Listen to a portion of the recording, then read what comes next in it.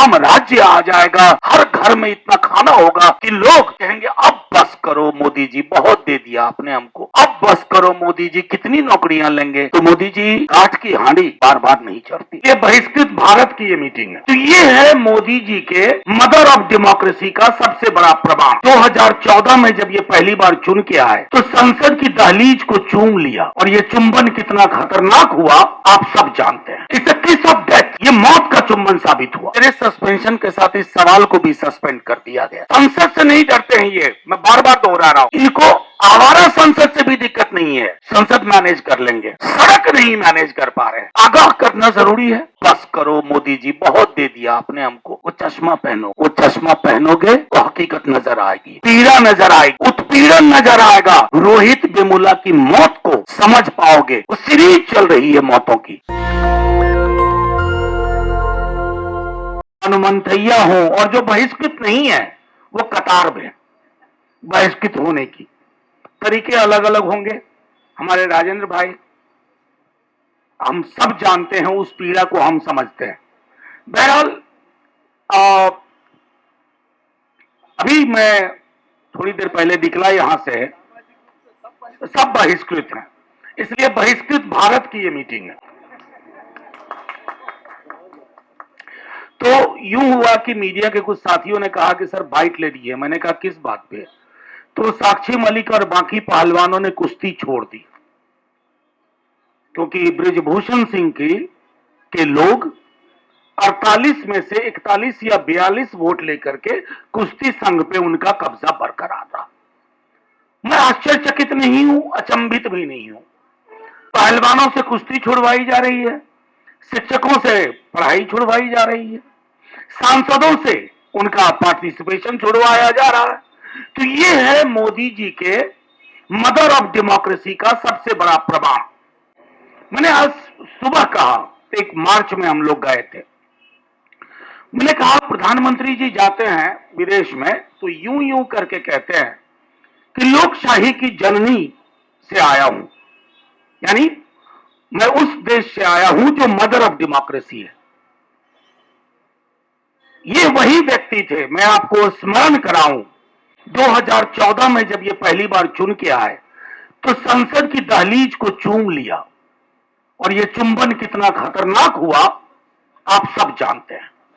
It's a किस of death, ये मौत का चुंबन साबित हुआ इस देश के लिए, यहां के लोकतंत्र के लिए, यहां के संस्थानों के लिए। बड़ी बड़ी बात आप करते हैं, अयं निजः पर्ववेति गणना लघुचेत साम। अरे आप क्यों ये श्लोक पढ़ते हैं जबकि आपका हृदय बहुत संकीर्ण है, और उस संकीर्ण हृदय में भी एक बड़ा घर राष्ट्रीय स्वयंसेवक संघ के लिए है। दोस्तों, एमपी से सस्पेंड नहीं होता, एमपी के साथ उसके सवाल सस्पेंड हो जाते हैं। मैं जब बीते दिनों रितु के पास गया था, लक्ष्मण आए परसों, तो सस्पेंड हो चुका था तब तक। मैंने सदन में एक सवाल पूछा था अपने विश्वविद्यालय के बारे में, लेकिन मेरे सस्पेंशन के साथ इस सवाल को भी सस्पेंड कर दिया गया। यह सवाल पार्लियामेंट के रिकॉर्ड में है, आप वेबसाइट पे जाइए। यह सवाल मैंने पूछा था, whether it is a fact that large number of teachers working for longer periods against posts of all categories in the grade of assistant professor have been displaced, यानी कि लंबे अवधि से काम करने वाले शिक्षकों के हटाए जाने की जो खबर आ रही है, ये सच है? अगर हां तो उसका कारण क्या है? Whether it is a fact that many departments of Delhi University have decided NFS on reserved post, non found suitable के बारे में ये एक जुमला बहुत चल रहा है। तो मैंने पूछा, बताओ भाई एनएफएस कितने हैं, नॉन फाउंड सुटेबल? फिर हम पूछेंगे कि सुटेबिलिटी जांच कौन रहा था? जिस व्यक्ति ने एक पोस्ट कार्ड ना लिखा हो जिंदगी में, वो बेहतरीन आर्टिकल्स वालों का भविष्य तय कर रहा है, उसकी नियति तय कर रहा है। मतलब सिर्फ मैं रितु लक्ष्मण के बरक्स से बात नहीं करना चाहता हूं, हजारों ऐसी डिस्प्लेसमेंट हुई है, और अधिकांश डिस्प्लेसमेंट के पीछे एक कॉकटेल है, जाति, मनुवाद और कुछ ऐसी भी खबरें आ रही हैं जिनको सुन करके रोंगटे सिहर जाते हैं।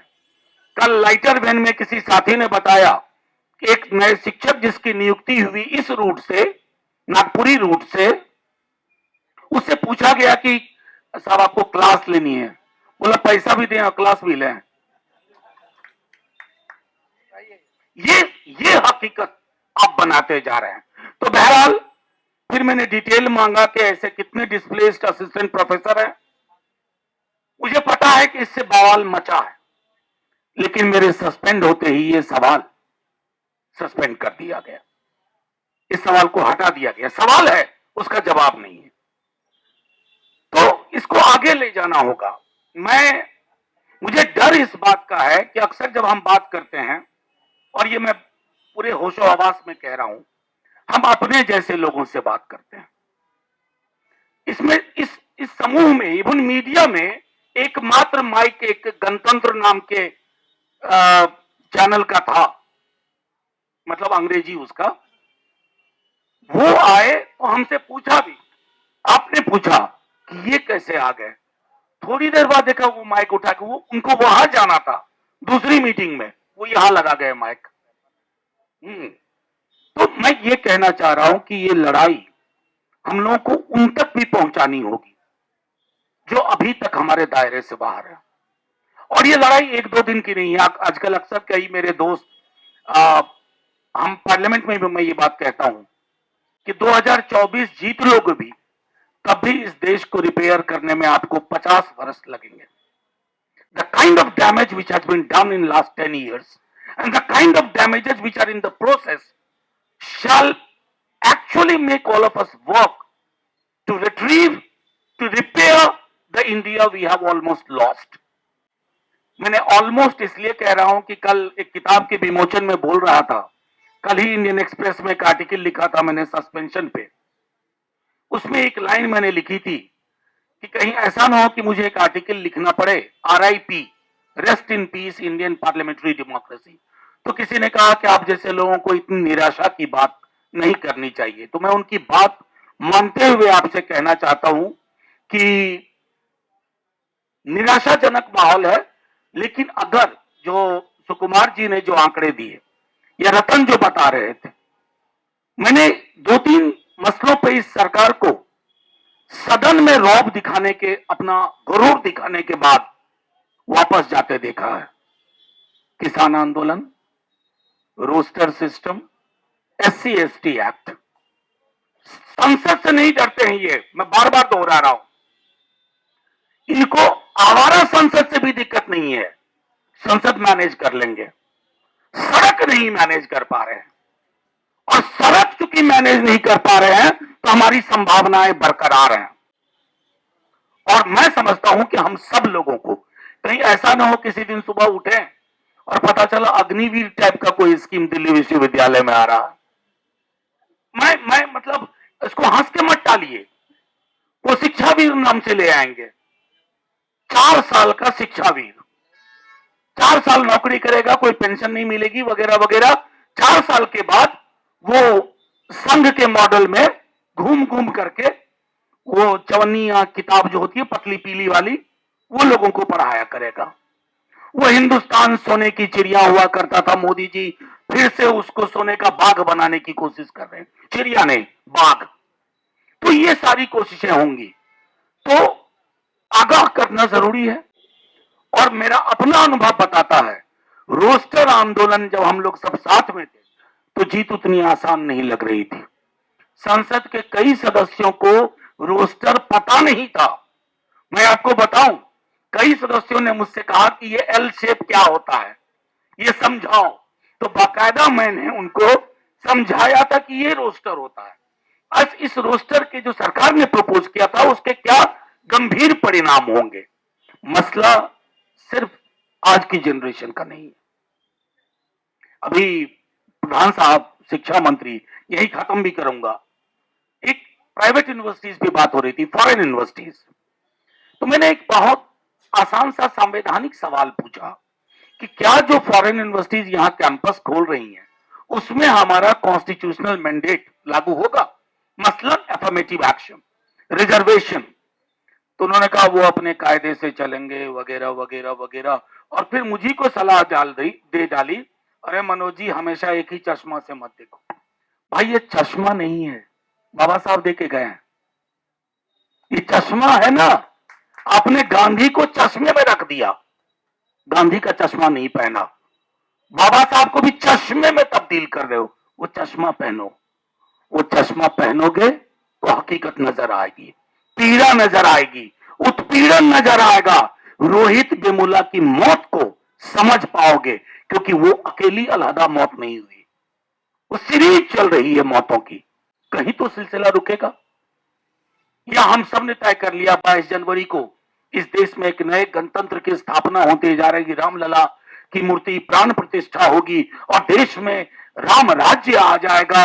हर घर में इतना खाना होगा कि लोग कहेंगे अब बस करो मोदी जी, बहुत दे दिया आपने हमको, अब बस करो मोदी जी, कितनी नौकरियां लेंगे। घर में 3 सदस्य हैं, 3.5 नौकरी है।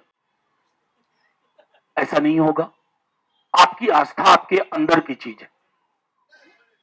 किसी को पूजा पद्धति से दिक्कत नहीं है, लेकिन पूजा पद्धति राम, शिव, अल्लाह, गॉड, ये सारी चीजें अपने घर में रखा है। मेरे और मेरे ईश्वर के बीच का सवाल है। मेरी नौकरी, कास्ट डिस्क्रिमिनेशन, इनको इन मुद्दों से ढकने की कोशिश करोगे तो मोदी जी काठ की हांडी बार बार नहीं चढ़ती। मैं सिर्फ आप सभी साथियों का पुनः धन्यवाद करता हूं और क्या कहूं, आखिर में यही कहूंगा, आप लोगों के भी जज्बे को सलाम। कम संसाधन में आप लोग चलाते हैं, कम संसाधन में आप हमारी बात लोगों तक पहुंचाते हैं। मुख्य धारा के लोग हमारी बात पहुंचाएंगे ही नहीं। राजेंद्र गौतम जी के पूरे मसले में विक्टिम एक्यूज्ड की तरह प्रस्तुत किया गया, विक्टिम एक्यूज की तरह प्रस्तुत किया गया। मैंने आज संजोग से सब आप अपने एक वैचारिक सरोकार के हो जिसका सामाजिक न्याय में भरोसा है। अगर कोई इधर उधर के लोग होते तो इसी में से सिर्फ वो हिस्सा जो मैंने 22 जनवरी का कहा था उसको उठा करके चलाते कि देखिए कैसे देश विरोधी बातें कर रहे हैं। पुनः साथियों, long fight, long struggle, good to see all old faces still holding hope. ये बड़ा मुश्किल है। 10 वर्ष में हमने अपने कोर साथियों को नहीं खोया है। 10 वर्ष में जो लोग थे वो आज भी हैं और लंबी लड़ाई के लिए हैं। संसद में रहें ना रहें, सड़क तो कोई ले नहीं सकता। सड़क से डिसमेंबरमेंट का कोई प्रावधान नहीं है कि सड़क पे भी नहीं चलने दोगे, सड़क पे भी नहीं बोलने दोगे। जिस दिन ऐसा कर दोगे उस दिन फिर किससे शिकायत करेंगे? कहेंगे गणतंत्र अलविदा, जिंदाबाद, जय भीम। नेशनल दस्तक की आपसे गुजारिश है कि अगर इसको बचाना चाहते हैं तो नेशनल दस्तक को सब्सक्राइब करने के लिए रेड कलर के सब्सक्राइब बटन को दबाएं, फिर बेल आइकन की घंटी दबाएं। नेशनल दस्तक को बचाने के लिए बहुत जरूरी है कि हर खबर को शेयर करें, लाइक करें, कमेंट जरूर करें।